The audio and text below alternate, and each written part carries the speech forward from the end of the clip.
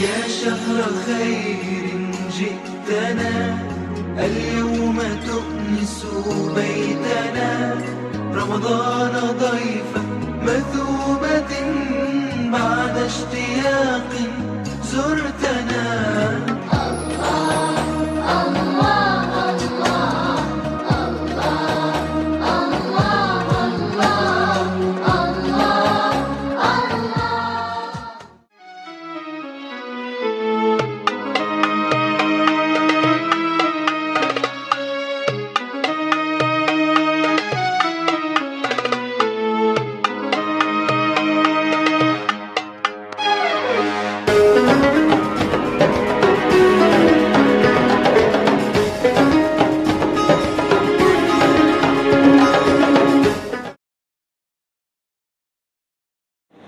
Assalamualaikum warahmatullahi wabarakatuh.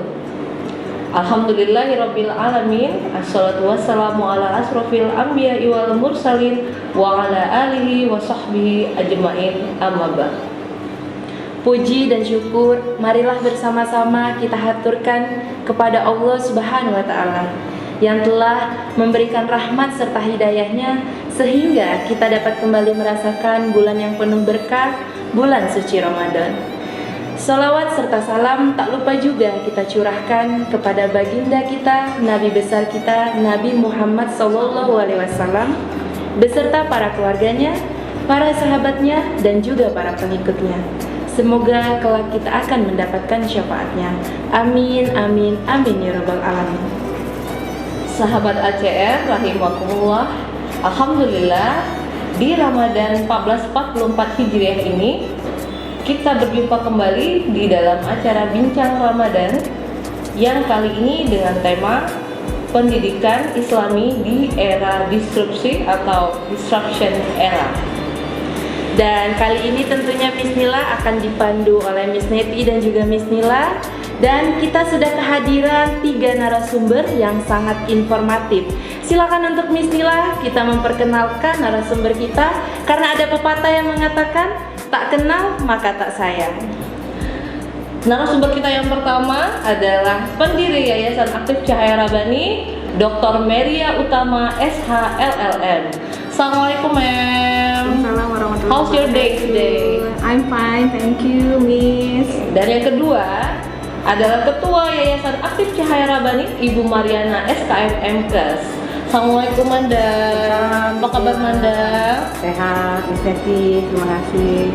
Dan yang terakhir adalah Ustazah Intan Sari, Sarjana Pendidikan, Diniyah Teachers di Yayasan Aktif Cahaya Rabbani, dan juga merupakan perwakilan dari Rumah Tahfiz Daris Al Furqan. Assalamualaikum, Ustazah. Waalaikumsalam, Miss.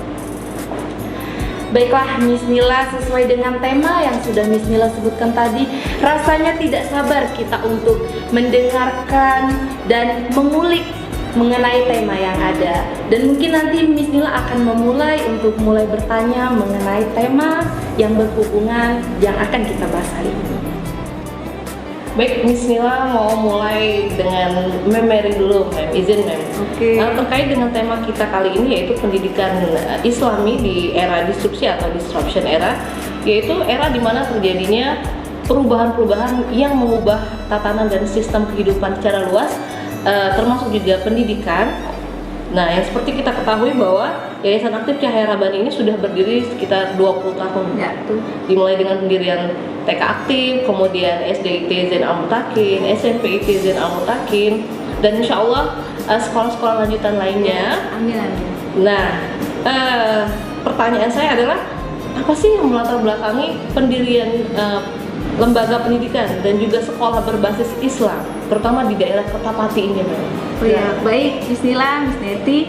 Jadi kalau mengapa di Kertapati, pertanyaannya kita mulai dulu dari pendidikan ya. Jadi bahwa pendidikan itu kan memang suatu hal yang paling penting. Jadi kemarin kita mendapatkan ilmu dari para ustadz dan ustazah bahwa yang namanya pendidikan itu kita bisa beribadah dengan adanya ilmu gitu ya. Nah jadi makanya dipikir anak Kertapati juga harus mendapatkan pendidikan yang baik. Oleh karena itu kami dari lembaga ini mengusung konsep kalau kaitannya dengan tema kita di Disruption Era, kami mengusung konsepnya adalah Academic and Technology based on Al-Quran and Hadis, ya. Jadi mudah-mudahan lembaga ini, harapan kami menjadi sebuah lembaga yang menjadi pilihan menarik bagi orang tua untuk menitipkan anaknya, khususnya orang tua yang beragama Islam, ya, untuk anak-anaknya mendapatkan pendidikan berdasarkan agama yang mereka anut itu, gitu ya. Itu sebenarnya latar belakang yang pertama tentang mengapa di Kertapati, gitu ya, soal pendidikan. Mungkin Wanda bisa menambahkan, ya.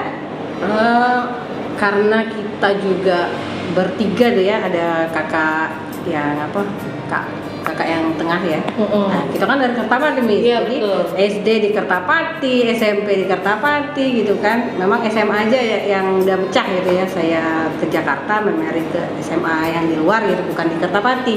Nah, jadi kita bertiga itu memang concern untuk mendirikan lembaga ini dan mendidik anak-anak yang ada di Kertapati gitu, karena memang kita bertiga dari Kertapati. Jangan yang kata orang Kertapati itu nggak update teknologi gitu ya, seperti itu ya namanya. Kita juga pengen membuktikan kepada masyarakat bahwa Kertapati ini loh, anak-anak Kertapati juga bisa seperti anak-anak di luar sana yang memang update teknologinya gitu ya, melek informasi dan lain-lain seperti itu misalnya. Dan seperti kita tahu, setelah 4 tahun berjalan ini, alhamdulillah hasil Itu animonya tinggi, Iya, ya. betul. Hasil pencapaiannya itu Insya luar Allah. biasa. Insya Allah, terima kasih untuk amanahnya. Masya Allah, terima kasih Manda mengenai penjelasan latar belakang didirikannya yayasan ini. Begitu luar biasa Miss Nila mendengarnya, tergugu ya hati ini mendengarnya. Masya Allah, luar biasa dari persiapan, kemudian dari pemikiran-pemikiran, semuanya sudah terkonsep. Nah, membahas mengenai animo masyarakat, penerimaan masyarakat yang begitu baik ya tentang adanya yayasan ini, baik dari sekolah, kemudian dari TK aktif, RTDAF maupun Zam School-nya, itu sangat baik sekali. Buktinya bisa kita lihat dengan penerimaan siswa, Men dan Manda, Ustazah, yang setiap tahun meningkat ya. Yang mana kita tahu, Alhamdulillah. orang tua tentunya tidak akan asal memasukkan anaknya. Nah, alasannya yang tepat adalah karena kurikulum kita ini berbasis internasional ya, gabungan internasional dan juga Islamik berdasarkan Al-Quran dan Hadis. Lalu, Memanda, Miss mau bertanya, apa sebenarnya visi misi dari yayasan ini sendiri? Mungkin boleh dijawab, dipersilakan. Saya dulu ya, Mem? Iya, boleh. Oke, kalau untuk visi misi itu kita memang visinya adalah membentuk generasi izah, misalnya ya.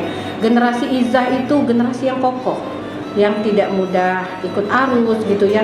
Nanti ada trending apa misalnya ikut gitu ya. Nanti misalnya ini lagi viral apa diikutin juga. Nah, itu yang kita itu berusaha membuat kurikulum yang ada di yayasan ini untuk membentuk mereka itu menjadi generasi yang tidak mudah ikut arus, atau bahasanya itu generasi strawberry, generasi buih yang mudah tertiup ke sana kemari seperti itu. Nah, kalau untuk moto dan misi ya, itu bisa ditambahkan oleh Mem mungkin ya. Iya, salah satunya kalau visi itu, kita kan kalau seorang muslim itu ibarat pohon kurma punya akar yang kuat. Ya, jadi seperti yang dikatakan Manda, memang di disruption era adanya perkembangan teknologi gitu ya, sehingga mudah sekali memang anak-anak mengakses informasi-informasi dari luar, sehingga dengan adanya pendidikan yang baik bisa mereka saring. Makanya salah satu moto kita yang terkuat itu adalah Academic and Technology based on Al-Quran and Hadis. Itu untuk SD. Sementara kalau untuk SMP ditambahkan dengan karakter. Jadi karakternya berdasarkan Al-Quran dan Hadis ya, berdasarkan juga akhlak-akhlak dari Rasulullah tentunya yang kita inginkan. Nah, itu moto kita, sehingga semua kurikulum dan pembelajarannya mengarah ke sana. Mau belajar tentang sains, ada Al-Qur'annya, mau belajar tentang math, tentu ada dasar hadis dan lain sebagainya. Makanya peranan dari para guru, baik itu guru yang umum ataupun guru yang khusus dunia, itu sangat penting. Jadi mereka bersinergi dalam mentransfer knowledge yang mereka miliki, sehingga anak-anak menjadi anak-anak yang full package gitu ya. Jadi kalau misalnya kita nih lihat sekolah-sekolah sana yang memang sebenarnya realnya bukan berbasis Islam, mereka misalnya menang kompetisi olimpiade dan lain sebagainya, tetapi sepertinya ruhnya tidak dapat. Sehingga kalau kita misalnya memaknai kenapa hujan bisa turun, semuanya menjelaskan tentang proses misalnya proses tentang turunnya hujan, tetapi di dalamnya tidak ada peranan Allah di situ. Hanya proses sainsnya saja. Kita pengen anak-anak itu mengandalkan semuanya kepada Allah Subhanahu wa taala, baik itu apapun yang mereka pelajari, apapun yang mereka dapatkan, ilmu yang mereka akan amalkan kelak, semuanya berbasis dengan Al-Qur'an dan hadis itu sendiri. Begitu Miss Nila. Dan Tambahkan Miss, jadi kan kita tuh base-nya benar-benar ke Al-Qur'an gitu ya. Karena Al-Qur'an itu banyak yang bilang itu kan zaman dulu gitu, nggak update nih zaman sekarang. Padahal di Al-Qur'an itu sendiri itu sudah bisa sepanjang masa kita pakai kan, semua ilmu itu berasalnya dari Al-Qur'an gitu ya. Saya kan ikut ngajar nih biologi di SMP ya. Nah di SMP itu anak-anak udah diajarin nih, misalnya kita belajar tentang hewan. Oh kita cari nih di Al-Qur'annya apa sih yang bisa kita relate-kan gitu kan dengan pelajaran kita. Nah semuanya itu ada, mulai dari tentang hewan, mikroorganisme dan lain-lain, semuanya ada di Al-Qur'an. Masya Allah, luar biasa sekali ya Miss Nila. Ya karena Al-Quran itu bukan hanya buku book of science, tapi juga book of not science but science too, ya science, but also book of science. Indeed. Oke, untuk pertanyaan ketiga, Miss Nila ingin menanyakan kepada Ustazah Intan. Izin Ustazah, ilmuwan yang terkenal itu berasal dari Yahudi, yaitu ilmuwan bernama Albert Einstein yang mengatakan bahwa ilmu tanpa agama itu buta ya, dengan agama tanpa ilmu itu seperti orang lumpuh, jadi tidak sempurna. Lebih lanjut ada ulama Universitas Al-Azhar Kairo Mesir, yaitu Syekh Dr. Abdul Fattah Al-Awari, yang menyampaikan ulasan tentang apa yang terjadi jika seseorang itu beragama tanpa ilmu, bagaikan penyakit yang harus disembuhkan. Nah sebaliknya, berilmu tanpa agama akan merusak sendi-sendi negara sekaligus menghilangkan identitas. Nah menjadi generasi yang ikut-ikutan atau yang tidak menjadi generasi Izzah seperti yang disampaikan oleh Manda tadi. Kemudian berkenaan dengan apa yang dijelaskan oleh Mem dan Manda sebelumnya tentang pendidikan karakter yang ditanamkan sejak dini di sekolah ini, bagaimana Ustazah kita mengaplikasikan, menanamkan pendidikan karakter berbasis Al-Quran dan hadis yang seharusnya memang dimulai dari pendidikan dasar. Baik, terima kasih Bismillah pertanyaannya. Tadi ulang pertanyaannya Bismillah, bagaimana menanamkan pendidikan karakter berbasis Al-Quran dan hadis yang kita mulai dari pendidikan dasar di sini. Baik, salah satu ayat yang menerangkan tentang pendidikan karakter ini berada di surat Luqman ayat 12 sampai 14. Walaupun sebenarnya banyak dalil-dalil lain yang menjelaskan tentang hal ini, cuman surat Al-Luqman ayat 12 sampai 14 ini yang lebih mendekati tentang pendidikan karakter tersebut. Ayatnya berbunyi sebagai berikut. Bismillahirrahmanirrahim. Walqad ataina Luqmanal hikmata anishkur lillah wa may yashkur fa innama yashkuru li nafsi wa man kafara fa innallaha ghaniyyun hamid. Wa iz qala Luqmanu li banihi wa huwa ya'izuhu ya bunayya la tusyrik billah inna syirka la zulmun azim. Wa wassaynal insana biwalidayhi hamalathu ummuhu wahnan ala wahnin wa fisaluhu fi amaini anishkurli waliwalidayk ilayyal masir. Sadaqallahul azim. Jadi Miss, pendidikan itu sebenarnya bukan hanya transfer knowledge, akan tetapi transfer karakter juga. Jadi Imam bin Hambal itu ceritanya pada zaman Imam bin Hambal itu beliau datang ke sebuah pengajian. Jadi yang datang itu ratusan orang atau ribuan orang. Yang membawa buku itu cuman beberapa saja, yang lainnya itu tanpa membawa buku. Kerjanya apa? Duduk, diam, memperhatikan adab Imam bin Hambal. Jadi betapa pentingnya adab atau karakter dalam ilmu pendidikan itu, karena kata ulama, mencari ilmu itu sangat sebentar, akan tetapi kalau belajar adab itu ada yang 40 tahun belajar adab, sedangkan belajar ilmu pengetahuan itu hanya sekedar 4 tahun bisa selesai kayak gitu kan. Sekolah 3 tahun selesai SMP misalnya kan.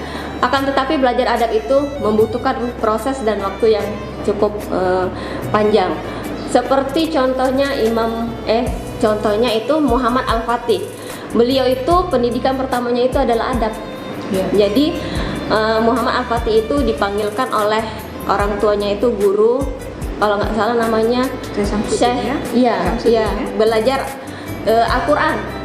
Jadi Muhammad Al-Fatih itu bandel atau kuranglah adabnya terhadap gurunya, lalu gurunya itu menghadap bapaknya Muhammad Al-Fatih dan minta izin beliau mau mendidik Muhammad Al-Fatih itu sesuai dengan caranya. Jadi diizinkanlah oleh bapaknya Muhammad Al-Fatih itu, terserah gurunya itu mau mendidiknya seperti apa. Jadi dipanggillah Muhammad Al-Fatih itu, lalu diberilah pelajaran memakai kayu dan dipukul. Jadi tersentaklah Muhammad Al-Fatih, terdiam dan down pada saat itu. Akan tetapi dengan karomah pukulannya tersebut, ternyata Muhammad Al-Fatih itu dalam waktu 8 tahun bisa khotam 30 juz. Iya, jadi karomah guru yang baik itu bisa menjadikan Muhammad Al-Fatih itu menjadi seorang hafiz Quran dengan caranya gurunya tadi, Miss. Jadi kita itu mendidiknya dengan baik, jadi anak itu juga akan mendapatkan pendidikan yang baik juga.